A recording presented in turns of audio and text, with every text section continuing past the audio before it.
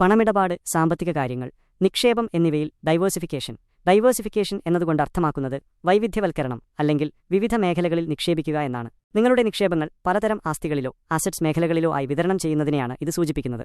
എന്താണ് വൈവിധ്യവൽക്കരണം, ഡൈവേഴ്സിഫിക്കേഷൻ?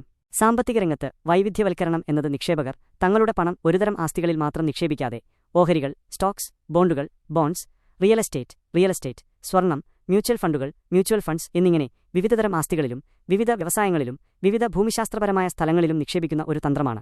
വൈവിധ്യവൽക്കരണത്തിന്റെ പ്രാധാന്യം. വൈവിധ്യവൽക്കരണത്തിന്റെ പ്രധാന ലക്ഷ്യം അപകടസാധ്യത കുറയ്ക്കുക എന്നതാണ്. ഒരുതരം നിക്ഷേപത്തിൽ മാത്രം ശ്രദ്ധ കേന്ദ്രീകരിക്കുമ്പോൾ ആ പ്രത്യേക നിക്ഷേപത്തിന് എന്തെങ്കിലും പ്രശ്നം സംഭവിച്ചാൽ നിങ്ങളുടെ മുഴുവൻ പണവും നഷ്ടപ്പെടാൻ സാധ്യതയുണ്ട്. എന്നാൽ നിങ്ങളുടെ നിക്ഷേപങ്ങൾ പലയിടങ്ങളിലായി വിതരണം ചെയ്യുമ്പോൾ ഒരു നിക്ഷേപത്തിന് മോശം പ്രകടനം കാഴ്ചവച്ചാലും മറ്റ് നിക്ഷേപങ്ങൾ അത് നികത്താൻ സഹായിക്കും. ഇത് നിങ്ങളുടെ പോർട്ട്ഫോളിയോ മൊത്തത്തിലുള്ള നഷ്ടസാധ്യത കുറയ്ക്കുന്നു. ഇതൊരു ഉദാഹരണത്തിലൂടെ വ്യക്തമാക്കാം.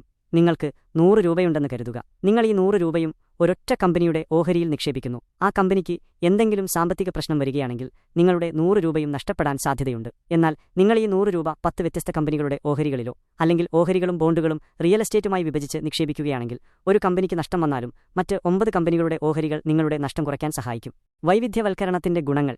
അപകടസാധ്യത കുറയ്ക്കുന്നു. ഇത് ഏറ്റവും പ്രധാനപ്പെട്ട നേട്ടമാണ്. നിങ്ങളുടെ നിക്ഷേപങ്ങൾക്കിടയിൽ അപകടസാധ്യത വിതരണം ചെയ്യുന്നതിലൂടെ ഏതെങ്കിലും ഒരു നിക്ഷേപം പരാജയപ്പെട്ടാൽ ഉണ്ടാകാവുന്ന വലിയ നഷ്ടം ഒഴിവാക്കാം. സ്ഥിരതയുള്ള വരുമാനം. വ്യത്യസ്ത നിക്ഷേപങ്ങൾ വ്യത്യസ്ത സമയങ്ങളിൽ നന്നായി പ്രവർത്തിച്ചേക്കാം. ഇത് നിങ്ങളുടെ പോർട്ട്ഫോളിയോയ്ക്ക് കൂടുതൽ സ്ഥിരതയുള്ള വരുമാനം നൽകാൻ സഹായിക്കുന്നു. മികച്ച വരുമാനം നേടാൻ സാധ്യത.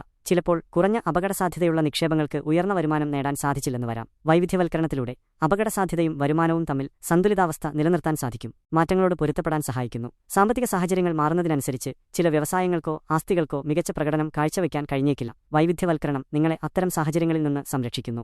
എങ്ങനെ വൈവിധ്യവൽക്കരണം നടത്താം? നിങ്ങൾക്ക് വിവിധ രീതികളിൽ വൈവിധ്യവൽക്കരണം നടത്താം. 1. ആസ്തികളുടെ തരം മാറ്റുക. Asset class diversification. ഓഹരികൾ, ബോണ്ടുകൾ, റിയൽ എസ്റ്റേറ്റ്, സ്വർണം, കമോഡിറ്റീസ് തുടങ്ങിയ വിവിധതരം ആസ്തികളിൽ നിക്ഷേപിക്കുക.